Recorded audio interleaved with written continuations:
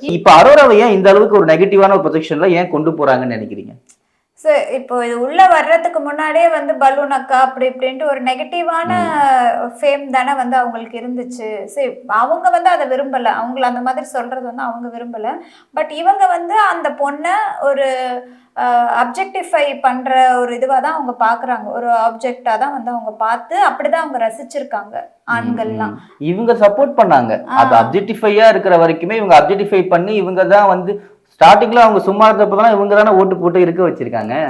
So என்ன பிரச்சனைனா, நான் வந்து உன்னை ஒரு அழகு பதுமையா பாக்குறேன், நீ அப்ஜெக்டிஃபை பண்ணி நீ நான் ரசிக்கிறதுக்காக உன்னை பாத்துக்கிறேன். ஆனா அந்த பொண்ணு பிரச்சனை என்னன்னா அதுக்கப்புறம் இன்டெலெக்சுவலா பேசுறாங்க. ஈவன் அங்க இருக்கிறவங்களே ரொம்பவே தெளிவா பேசுற ஆள் வந்து எனக்கு அவங்கதான். நான் பார்த்த வரைக்கும் ஒரு பாயிண்ட் வச்சாலும் அது ரொம்பவே கிளாரிட்டியா இருக்கும்.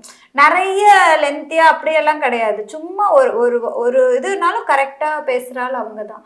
சோ அது இவங்களுக்கு பிடிக்கலன்னு நான் நினைக்கிறேன். ஆமா, அதாவது அப்ஜெக்டிஃபையா நாங்க பாத்துட்டு அது வரைக்கும் உன்னை நாங்க ரசிப்போம், அது வரைக்கும் நாங்க உன்னை சூப்பர்க்கா இந்த பலூன் அப்படிலாம் சொல்லுவோம். ஆனா இந்த பொண்ணு எப்படி இன்டெலெக்சுவலா பேசுதுன்னும் போது அது ஒரு வெறுப்பு வருது. இந்த மாதிரி பண்ண நாங்க இன்டெலெக்சுவலா நாங்க எக்ஸ்பெக்ட் பண்ணி காமனா பொண்ணுங்க இன்டெலெக்சுவலா இருந்தாலே பிடிக்காது, பொண்ணுங்க அறிவா இருந்தாலே பிடிக்காது, பொண்ணுங்க வந்து தைரியமா பேசினாலும் பிடிக்காது, என்ன பண்ணாலும் பிடிக்காது. இவங்களுக்கு எது தேவையோ அதெல்லாம் பண்ணா மட்டும் பிடிக்கும். அதுல நான் வந்து அப்ஜெக்டிஃபையா உன்னை வச்சிருக்கேன், நீ திடீர்னு அறிவாளியா பேசுவியா அப்படின்ற ஒரு இதுல வந்து இருக்குன்னு ஒரு இது. அதனால ஹேட்ரட் அதிகமா இருக்கு.